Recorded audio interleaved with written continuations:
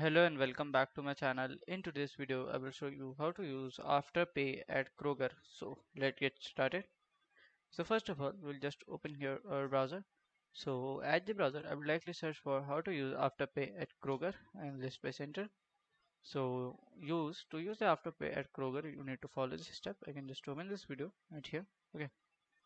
So first of all, you have to first you have to log into the Afterpay and then you have to search for the Kroger, select the Kroger search list, and then you have to directly go through the website at here and browse the item, and during the checkout you have to select as Afterpay as your payment method.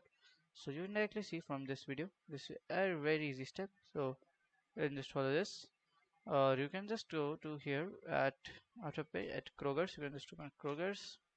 Okay, Kroger's.com, retail company. So here you can just open, select the any like product. So add to card, like have to sign in, and then you have to select as Afterpay, and that's it. So if you find this video helpful, make sure you like, subscribe, and share the video. Thank you for watching.